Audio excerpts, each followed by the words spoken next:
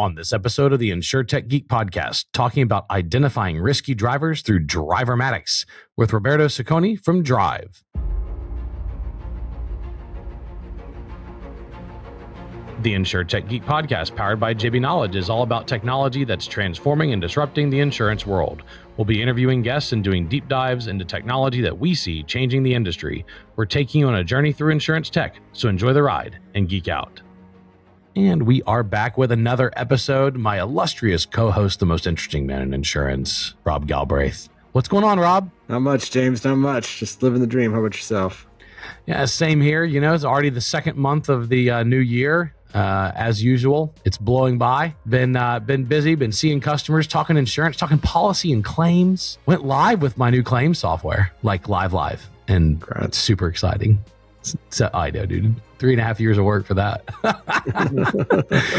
Then you just come out of the gate and then start fixing stuff as soon as you get there. You know, it's super exciting. It's been a good month. January was exciting for us because of that. So it's good to be on the old El Podcasto, talking about a word you might not have heard, Drivermatics. It's like a combination of telematics and computer vision and some other really fun things we're going to talk about with Roberto Sicconi from Milan. Sorry, I had to do it. I'm going to fall into my Mario brothers, Mario and Luigi. It's like I love Italy. I love Italian food. I love Italians, and this guy's no exception. Roberto Sicconi. He is from Milan originally, but no longer. And we're gonna talk about him and his company Dreyev and what they're doing in computer vision and telematics into this really cool phrase, Drivermatics. Roberto, how you doing? Hi, James. Very good. Thank you. Thank you for having me here. Yeah, glad to have you on board. And where are you joining us from today? From Danbury, Connecticut. Yeah, see? Right near New York, the larger, less cool Milan of the United States. No, I'm just kidding. It's not. There's no other Milan, man. What a unique place. How long have you lived in Danbury, Connecticut? It's 24 years now. 24 years. My goodness. Yeah. It's a little colder there in the wintertime than Milan. Yes, although this winter has been an exception. Has been surprisingly mild. Really? Yeah, because it's been cold here in Texas. but look, well, Rob's laughing at me because he's from Michigan, but he lives in Texas, so he's tainted by like harsh, horrifically cold Michigan winters. Yeah. Like it was 44 today, and I was unhappy. I was like, it's too cold, but that's okay. Well, come over to Connecticut. Now this year we had pretty much no snowstorm, just a couple of very 1 inch level snowfalls. Wow! When I came here in the 98, we had 13 snowstorms. Oh my gosh! I thought, okay, this is very different from Italy, but now. Not anymore. Yeah, it's an old hat for you now. Thus proving that people can get used to anything, right? Yeah, we can get used to anything. But we're not going to talk about the weather. We're not going to talk about New York or Milan. We're going to talk about driving and cars and insurance. So, but before we get into that, I would like to know kind of, because this podcast is half about the technology and half about the guests.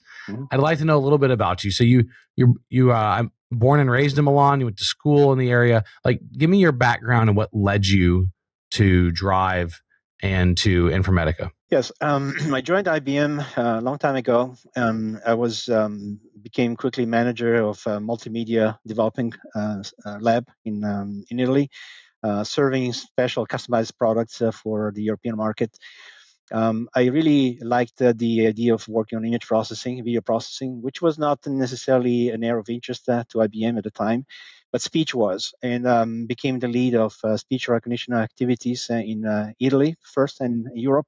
I was responsible for the first release of a speech recognition system for Italy. That was the first one that IBM put on the market, believe it or not. And then it expanded to Europe and then to the US and then became a global phenomenon. And I've been working on speech recognition and synthesis and dialogue management, NLP, for most of my career in IBM. As part of it, I looked for ways to adapt the technology to other spaces. So we started initially with PCs and servers in radiologist settings or so, and then we moved to mobile settings and cars.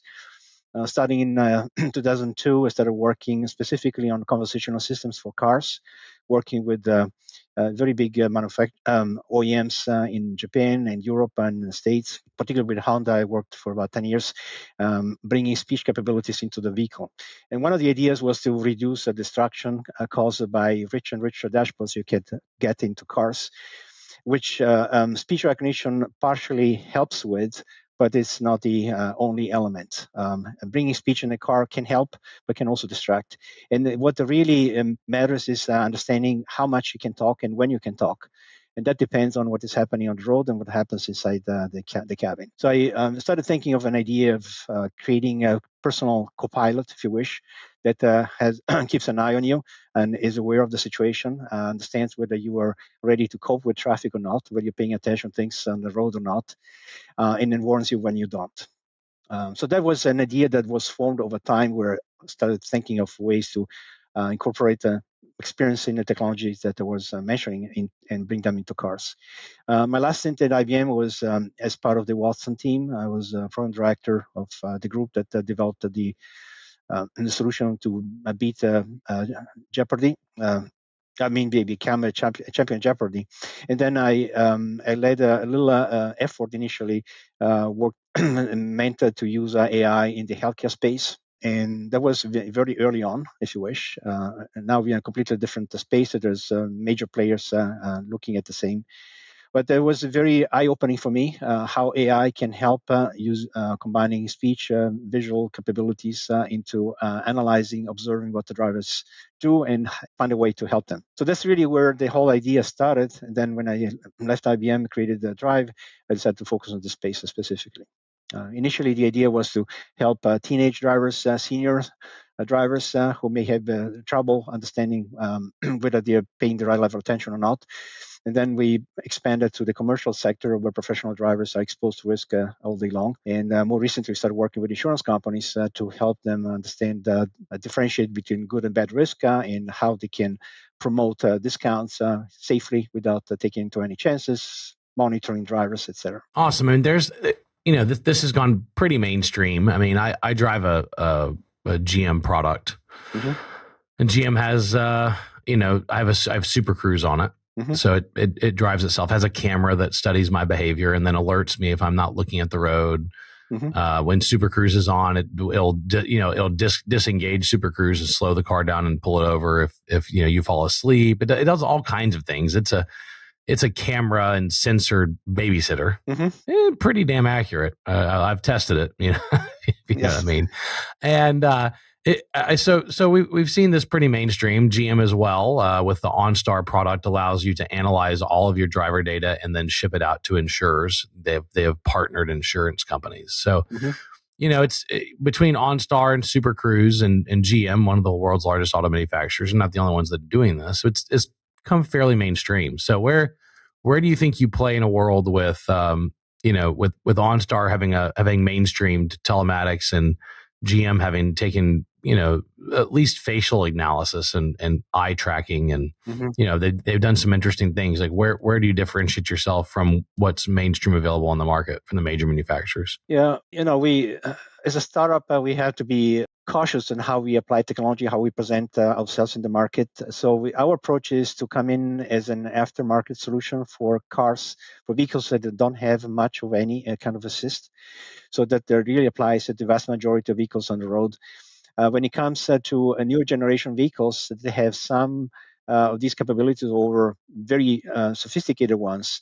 Of course, we would not apply our aftermarket solution. In that case, the idea is to license some of aspects of our technology to vehicle manufacturers that they have the underlying capabilities built in, and then we can provide some context analysis and intelligence that we are proud of to those vehicles. So today it's mostly call them smart dash cams that you apply into the vehicle that give you warnings. They don't act on the vehicle. We have no pretense to steer the vehicle or slow it down for you. We just tell you if you're not doing it, then you should. So it's more a tool for the driver than for the car. But conceptually, the the scope is very similar. We want to understand if you're getting too close to another vehicle and you're not slowing down sufficiently, you're getting too fast to an intersection where there's a stop sign or the red light, and we give you a warning that you need to slow down earlier. That's very similar to what the driving assisted solutions do. The difference is that we combine what we see on the road and what we see inside the cabin, make sure that the driver is aware. So we don't warn a driver who is already doing the right thing, but we do warn the one who is not paying attention to the pedestrian trying to cross the street and the driver is looking in the opposite direction. Yeah, because you have a risk of over alerting and then numbing drivers to getting alerted. It's like having what we used to call a fuzz buster, radar detector in the car, and it goes off all the time. And then you start to ignore it, and no longer becomes effective. If you over alert, and this is a danger any software or hardware system has. If you over alert the user, they begin to ignore it and they just tune it out, and it ceases being effective. Yeah, exactly. So for now, it's aftermarket retrofits that make the most sense for this. Yes, that's correct. Where have you seen the most success? What just so we can kind of get up to speed on this, and I'll hand it over to Rob. Like what type of category and class of vehicle or category and class of driver? You said you started with like professional drivers who have a lot of risk, and then you have casual drivers, everyday casual drivers who aren't professional drivers. Like where are you seeing the most success and the most uptake rate? My impression is that the two areas where you can help the most are with long haul drivers when it comes to feeling a little drowsy, and that can happen if you're driving for long hours, especially at night, and with local delivery guys in terms of distraction. So distraction is an issue during the day on short trips. Drowsiness is a big issue on long trips. Both are important. Both can happen at any time of the day, but there is some preference for them happening different times of the day. I wouldn't say that people are immune to either. Anybody can be a little drowsy at times or can be a little too distracted at times. So we look at both, but in terms of adoption and where we can provide the best benefits, those are two spaces that I mentioned. Makes sense. So you said there's a combination of cameras and sensor data. Are you plugging into the car's OBD2 port so you can pull data off the car, or are you solely relying on your device's sensors? Today, we are solely relying on the device. We have the ability, as a matter of fact, we are powering the unit from the OBD2 bus, but initially the decision was not to use it because that could lead to some liability in case of somebody hacking the vehicle. So if somebody tried to hack our device and through our device managed to hack the vehicle, it would be a serious issue. And we decided to just stick to power only for now. But we have the option of reading information from the OBD2 bus if you need to, vehicle identification number, engine load, odometer, so to double check the information that we collect from the device. Makes sense, and you can pull a good bit of data off OBD2. I mean, it's a pretty robust data feed, even though it's a very slow protocol. Yeah, and it's slow and old, but it's standard. And it has 9 volts on it? Is that why you're powering it? Because it's a 9-volt power bus, or what? No, well, the device operates out of 5 volts, so it can be charged over USB charging cable. Yeah. Or even in case of OBD2, there's a little power supply that converts from 12 to 24, depending on the vehicle, to 5. Okay, gotcha. Yeah, I haven't studied the OBD2 data or power bus specs, so I didn't know what it had. But that's interesting, and it's good to hear what you're up to there. Rob, what you got? Yeah, so Roberto, really thrilled to have you on the podcast.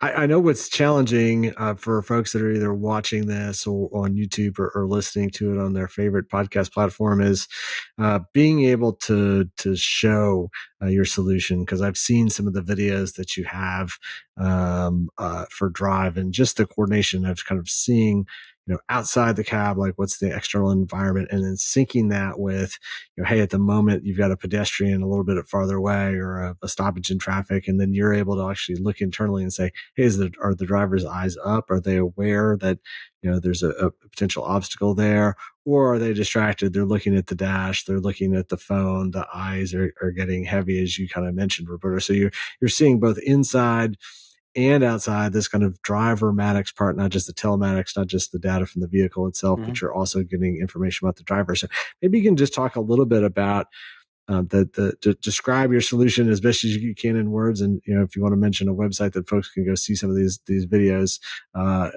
you're welcome to do so. But maybe just give our folks just an idea for the basis of what it is that you're capturing and looking for.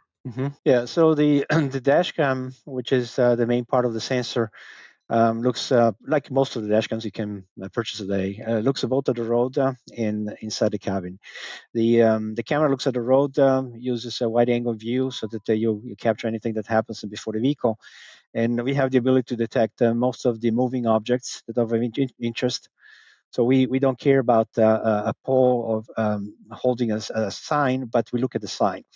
We look at traffic lights. We look at cars in trucks and buses and bicycles, motorcycles, anything that is not part of what is called the road furniture and is moving and then potentially maybe associated with the human beings that you want to protect. And then pedestrians, of course. Not so much animals, but I would say anything that moves is of interest. We look at the position, we classify it, we look at the distance in the direction of movement. And based on that, we estimate where that object is going to be 1, 2, 3, 10 frames later, and whether there's a collision course that they need to be aware of. So the distance, the speed, the location all tells you how much of a risk you are starting to get into. There are some difficult situations like pedestrian waiting at the corner of the intersection, waiting for the green light to change, and then they may decide to jump with the red whilst you are driving. And if you see them, you have a time to slow down or swerve. If you don't see them, you may risk colliding with them. So there are situations where detecting whether the risk is going to be real or not may be tricky, but that's one of the areas we're specializing in. At the same time, let's say you are waiting at a traffic light, the car's not moving, you're not at risk of hitting anybody, but you're ready to go. And then whilst the pedestrian is coming across, you look at the other direction, make sure there's no vehicle coming, and then without paying attention again to the pedestrian, you start moving because last you checked the pedestrian was not moving, and then you hit them. So those situations are very critical, and they're on our alert list. Fair enough. So we've talked about the technology, Yes. and we've talked about how this improves safety. But what's the intersection with insurance? Are you looking at architecting a program where the insurance company would subsidize the cost of this, or provide this, or discount premium if this was purchased? I mean, what does the insurance program look like? Yeah, I think this is an interesting space. Insurance companies traditionally were basing the premium on a number of parameters they could collect. They were more statistical. So depending on where you live, traffic rates and whether you drive at night or a number of crashes you may have had in the past, your credit score, you would be classified in a certain category, and then you get a certain premium for your vehicle and the value of the vehicles, etc. I think here we are now approaching a point where telematics, in particular behavior of the driver, can impact the risk attitude, or whether you are good or bad risk in the eyes of the insurance.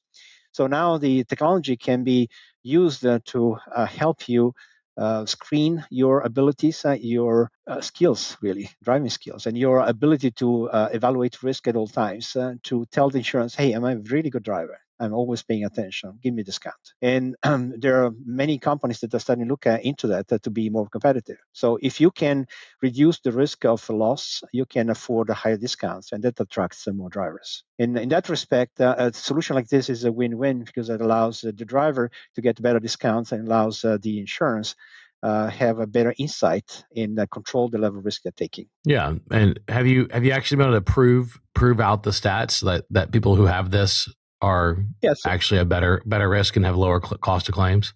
Well, in order to prove the stats, you need quite a few drivers on the road in a certain amount of time to statistically say. Usually, I would expect 5% of this type of crashes over 6 months, and now it's only 1%, and then you can quantify it. We have been in the field for quite some time. We have seen changes in behaviors of drivers. But in order to monetize that, you need more drivers, more miles driven, and then be a lot more specific. So we're in the process of deploying more and more of the units. And yes, I would say in 3-6 months' time, we should be able to prove all of it. Right now, it's more projection based on the behaviors and the driving habits that we see and that we can drive. The other aspect I think is also worth mentioning is that the system works in real time. It's unlike most of the telematic systems used today. It's not only about looking how the driver is doing over time, and then in case of a crash, of course, that wasn't good. You understand why that happened. We want to prevent a crash. In order to prevent a crash, you have to make the driver behave differently. And the only way to do it, or the best way to do it, is not to coach the driver offline, but to coach the driver as things happen. So if you are hitting the brakes too often or too hard, or you're accelerating too often, then you want to tell the driver when that's happening, not a day later or a week later. That's too late. And then if there's any chance to prevent crashes, it's only if you change behavior driver before crashes build up. Gotcha. Makes sense. Rob? Just kind of building on this theme, Roberto, of the nexus with the insurance. I know that Drive had signed a partnership with CoverWell, which is an MGA that's sold through retail agents, and I believe you guys were offering a 20% discount for commercial fleets that were adopting your technology. Maybe you can talk a little bit about that partnership with CoverWell as kind of an example of how you guys are partnering with insurance entities. Well, I don't want to speak for CoverWell because it's their role, but they are clearly at the leading front of a new wave of insurance companies who are willing to take a chance providing higher discounts in exchange for a better understanding of how the driver is doing. I think this is in my mind, this is going to be inevitable in the entire industry, but for now, it's just the beginning. And CoverWell is a very good pioneer in the space. And we're happy to be one of their partners working on this and trying to figure out what are the critical aspects of a person's driving that really matter. What are the traits of your driving skills that turn into higher or lower risk of collisions? So speeding is definitely one of them, but it's not the only one. You can be a speeder all the time. Yes, you raise the risk, but if you are very attentive, most of the time you handle things properly. And there may be somebody else who is never a speeder, but falls asleep and then gets into the ditch, and then all of a sudden the damage is there, and you didn't see it coming. For example, if you get an Italian named Roberto and you put him in a Ferrari, and he's born and raised in Italy, so he knows how to drive a Ferrari, and you put him on the highway and he goes 100 miles an hour, it's going to be fine because Roberto's going to pay attention and he knows how to work that machine, right? Yeah. The other side of the coin is that if you're used to drive at that speed, which I used to do when I was in Italy, and then you drive at 55, 65 miles an hour here, you get bored. And then you move from there. Exactly. Whenever I leave Texas, because our speed limits here are pretty nice. We have some tollways in our area that are 85, so you can really go about 90. And you go to New York and New Jersey, and you're at 55, and you're going, I cannot believe I have to drive this slow. I mean, like, what is the point? Speed. The point is, and all kidding aside, right? Speed is not speed is actually not even a really good indicator at all. It's really about erratic behavior, attentive driving. I mean, inattention in driving is in my opinion, inattention and impaired driving from drugs and alcohol are far bigger risks than someone who is fast. If they're fast, but they pay a lot of attention, they are, they're still a pretty decent risk, surprisingly, just from, at least from what I would see of a number of accidents. But, inattentive driving is a horrible thing. So it would make sense that you would prioritize how attentive the driver is. Yeah, this actually leads to another a sort of extension of what we're doing. We started with traditional vehicles that had virtually no driving assist. And I noticed that as you start getting used to using more capabilities of the car to stay in lane, to stay a certain distance, you may be tempted to spend more time looking around, even if you are still driving. You know that the car is going to keep you in lane, and then you look at the side and what's that restaurant? You spend more time that you would do in before using driving assist. And as you move towards self-driving, like the Super Cruise on certain highways, you are entitled to look away more.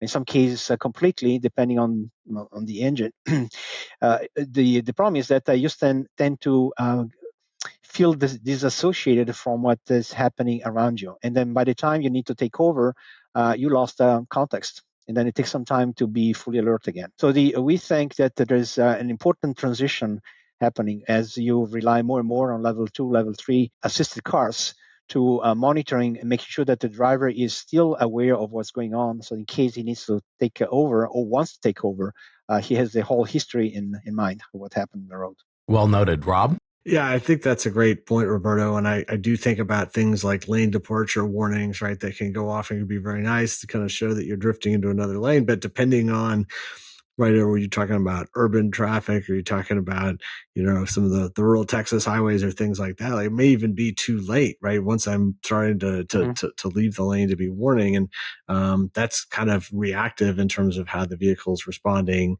It's not looking at the driver's behavior the way Drive's solutions are. So I'd imagine that you talked about that real-time feedback to drivers. I think about things like wearables that I've done pilot projects in the past when there's always a debate in that community of, do you provide what's known as haptic feedback, either an audio or a buzz, perhaps, you're bending down, right? You're kind of lifting. Do you give them that feedback in the moment to say, hey, you actually bent the wrong way, you bent at the waist, not at the knees, things like that, so that you can correct the behavior then? Or is that too distracting? And, you give them that safety report at the end of the day and said, hey, try to do better the next day. So, just maybe you could talk a little bit more about the real-time aspect that you are actually intervening, right, with drivers to make them more aware in the moment and help make them be more aware of their behaviors and course correct in a way that just relying on those ADAS type solutions is maybe a bit more reactive than proactive. Yeah, well, we have a notion of warnings and alerts. So for instance, they are all audible. The warnings are usually just the sounds, very peculiar sounds that you don't get to hear normally in a car. They don't have to be loud. They're very short and you can easily learn them. And if a warning is ignored, then we follow up with an alert message. At that point, this is going to be noted and becomes a part of your scoring.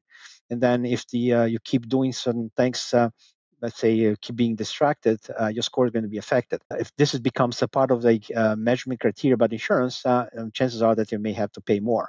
So it doesn't happen. A single distraction is not going to kill you. It's not going to change your premium. But if you have repeated patterns and they get noticed and you forgo them, you ignore them, then eventually you're going to be hit by a higher premium, and you want to know that. So it's a transition from being warned and having the opportunity to change your behavior to ignoring it and then knowing where and why your premium went up, and you may not like it. Yeah, think about patterns of behavior. Yeah, absolutely.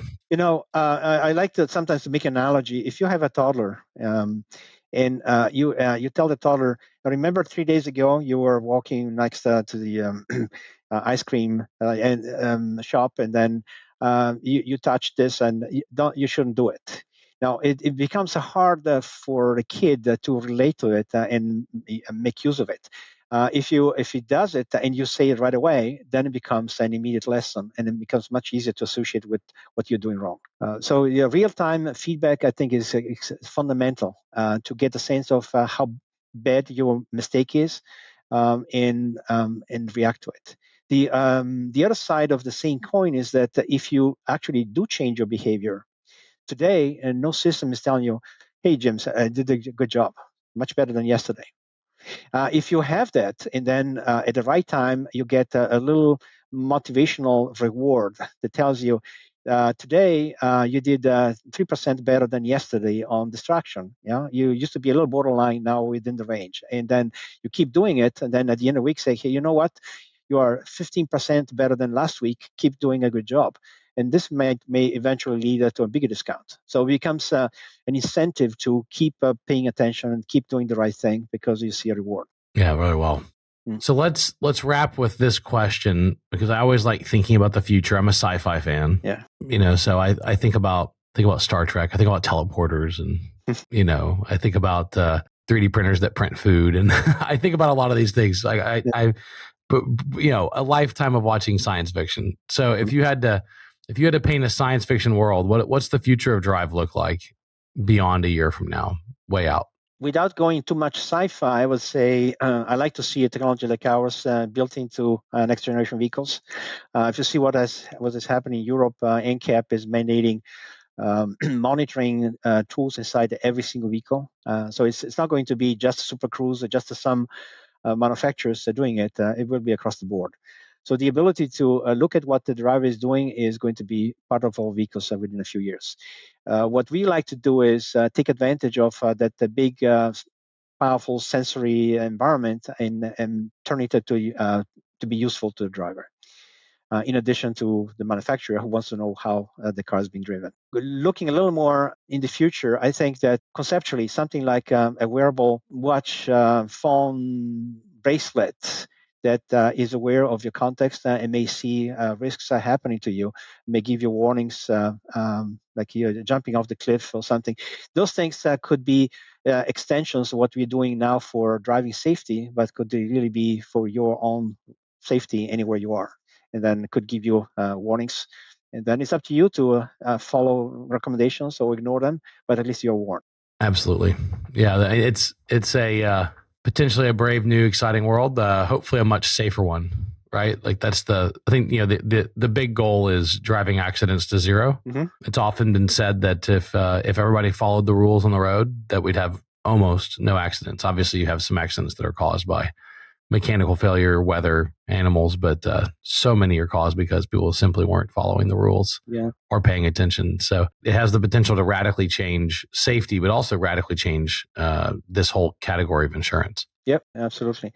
And I think the other aspect that will become interesting when you have a mix of self-driving vehicles and traditional ones with whatever level of assist they have, from an insurance perspective, it will be important to know what happened, who was in charge, and if there was a transfer of control, did it happen at the right time? Was it justified? So it will be very important to have enough information about what happened in transition to fix the systems and fix behaviors and make sure that everybody takes advantage of the new technology. Yeah, absolutely. Okay. Rob, any closing comments? Yeah, no, I just want to echo, Roberto, what you were saying. I think that's a very interesting future when, we've talked about this theoretically with autonomous driving, is at what point does it become a product liability that's borne by the OEMs rather than the auto insurers? And so when we're living in kind of this mixed world where the car is driving itself sometimes, but then is relying on a human driver other times, when was the human warned that they needed to take over? Did they respond in an appropriate manner at the appropriate time? That may determine, right, where the liability stands. And I also think, James, you've seen them, I'm sure, all the billboards we've got around town, all the buses, all those lawyers advertising, hey, you've been hit by an 18-wheeler, call me, right? And think about a solution like Roberto's talking about with Drive, right? Could really cut down on those types of accidents. And to me, I don't know about you guys, the fewer lawyer billboards that I see around town, the better. That means we're actually making real progress. The better. Yeah, I'm thankfully live in Texas where we have some limits on litigation, but we still don't have enough, in my opinion. Mm-hmm. It's there's so much of it. The other thing, I think, Rob, just tapping into a theme in your book, End of Insurance as We Know It, just a little side note in case anybody forgot what Rob's book is fraud. If you actually have all the data on drivers, I mean, theoretically with customers who had this, you would potentially drive fraud to zero. I mean, you could potentially do that because you would have a full array of sensor and safety and camera data on the user and be able to tell exactly what happened. I mean, it's a real thing. So I think that's something to think about as well, is not just eliminating a lot of needless accidents, but also significantly curbing the epidemic of fraud in auto insurance. So it would be a huge deal, I think, Rob. Yeah, absolutely. Couldn't agree more, James. Yeah. So, Roberto, thank you for joining us today. It's always good to geek out. It's always good to talk with a fellow tech nerd who's done something really cool. You've worked on some really cool projects before you got into this, and I'm glad you're tackling this problem in the space. So it's exciting to have you on, exciting to talk about the technology. Thank you. I'm pleasure being here. Awesome. And thanks to all the listeners out there. Side note, Rob's got a book and an audiobook, right? End of Insurance as We Know It. I have a book that was just released a few weeks ago called Be Your Own VC, about how to bootstrap innovation. Actually talk with Rob in the book. So that's a fun one. Yes. And so just a side note on that. But I just want to mention, I just finished recording the audiobook. So it's in editing and it'll be out soon. I recorded it with my own voice. So Took a little while, but was a fun project to work on, and it will be out soon. So just keep your eyes peeled for Be Your Own VC. This has been the Insurtech Geek Podcast, powered by JB Knowledge. It's jbknowledge.com, all about technology that is transforming and disrupting the insurance world. I've been your host, James Benham, jamesbenham.com, with co-host Rob Galbraith, endofinsurance.com. Thanks to Jim Greenlee, our podcast producer, and Kara Daltonaro, our creative producer. And thank you for joining us today. We're taking you on a journey through insurance tech. So enjoy the ride and geek out.